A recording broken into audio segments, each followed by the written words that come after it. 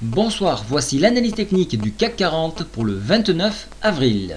Alors avant de commencer, je vous rappelle que vous avez jusqu'à la fin du mois pour profiter davantage sur le robot 100% compatible FXCM, c'est-à-dire qui va traiter toutes les valeurs de la plateforme d'FXCM. Vous pouvez avoir donc une remise allant jusqu'à moins de 35 € par mois si vous prenez sur 12 ans, alors qu'au mois elle est à 70 €. Voilà, donc ça c'est pour l'information. Donc ceci ça dure jusqu'à la fin du mois. Maintenant nous passons sur l'analyse technique. L'analyse technique, comme vous pouvez le voir, vous avez toujours cette fourchette bleue qui encadre le cours de façon plus générale, et puis une deuxième fourchette d'Andrews ici que vous pouvez voir en violet, qui elle est un petit peu plus en retrait, elle écrase un petit peu les cours, mais elle permet de mieux cerner où peut aller le cours. Comme vous avez pu voir, pour un petit récapitulatif, vous avez cette ligne en pointillé qui marque un barrage à la hausse sur une unité de temps un petit peu plus grande, et vous avez une nouvelle que je vous ai rajoutée en bleu, qui celle-ci est en journalier. Donc vous voyez, on a deux petits barrages qui est intéressant de noter.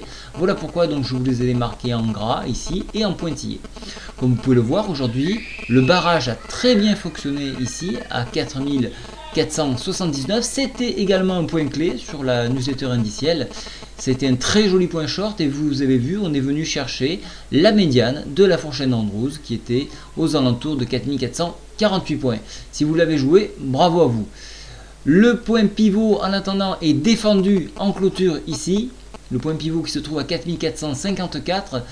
Pourquoi on est rebondi brutalement? Tout simplement parce qu'on a eu une très bonne nouvelle des US, donc les logements en attente sont explosés, on est à 3,4%, donc on sent une reprise économique sur ce marché. Donc qui dit reprise économique dit relance. Donc si les États-Unis repartent, nous quelque part on devrait suivre avec un petit peu de décalage, mais on devrait suivre. Donc ça encourage les gens. Aussi également, grosse manipulation sur Alstom, donc des mouvements, ça crée de l'intérêt, et voilà pourquoi donc on retrouve du volume sur l'indice parisien. En attendant, donc rebond sur cette médiane, et donc qu'est-ce qu'il nous reste à faire? Donc on est en train de consolider sur cette zone là. Vous voyez qu'on se bat sur des niveaux assez proches entre le sommet en pince, je vais zoomer un peu, le sommet en pince qui était à 4459 et le creux en pince sur ce niveau là à 4440 points. Vous voyez qu'on a deux fourchettes là qui sont en train de ce range là qui est en train de consolider, qui va nous permettre, dans l'éventualité d'un rebond sur cette médiane, d'aller voir encore plus haut, c'est-à-dire chercher pourquoi pas les 4481, par extension les 4492, pourquoi pas le haut de la Bollinger à 4501, donc un point psychologique 4500, mais en cas de dépassement, on ira chercher la médiane de la fourchette d'Andrews bleue qui se trouve à 4532 points. Vous avez toujours en ligne de mire les 4600 points ici, que vous avez donc sur notre double top ici. Donc il fait toujours, il dessert toujours, c'est une référence pour moi. Je vais essayer après, dans les prochains jours, de décharger un petit peu le graphique, puisque cette ligne-là, ce sommet en pince n'a plus lieu d'être. Donc je vous l'enlèverai, mais bon, j'ai préféré vous le marquer une nouvelle fois. Bah écoutez, voilà, on va l'enlever. Hop, vous l'avez vu, vous ne le voyez plus. Voilà, ça c'est fait. Donc on va essayer d'alléger le graphique au fur et à mesure que nous avançons, de façon à rendre plus simple.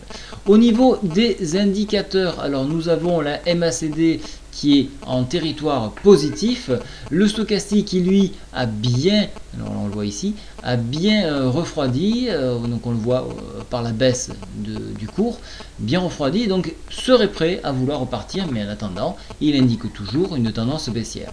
Pour les baissiers, l'enfoncement du pivot, on reviendra tester donc cette médiane de fourchette d'Andrews sur 4450 points, par extension, on ira chercher la MM10 4440 et pourquoi pas la MM20 à 4429 pour les plus gourmands.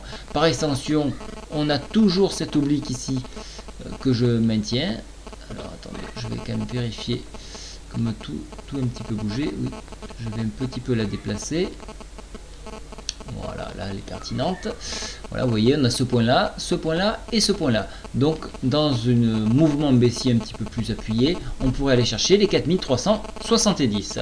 Donc, globalement, comme vous pouvez le voir, graphiquement, on est toujours haussier. Et au niveau des indicateurs, on est plutôt dans une tendance neutre. Donc, on va plutôt suivre la lanterne, c'est-à-dire le SPI 500, pour s'orienter pour demain. Voilà, j'espère que cela vous a plu. N'hésitez pas à me poser des questions alors là, je vais vous montrer parce que beaucoup me demandent où ça se trouve.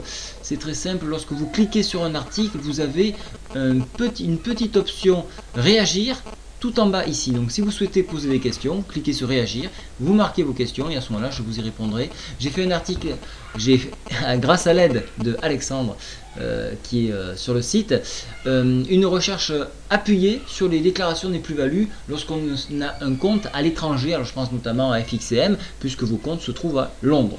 Voilà, donc si vous voulez avoir quelques informations, voilà la recherche qui a abouti avec beaucoup d'articles qui seront intéressants de lire pour bien remplir votre déclaration de revenus. Voilà, bonsoir à tous et je vous souhaite un bon appétit puisque nous nous approchons. Au revoir.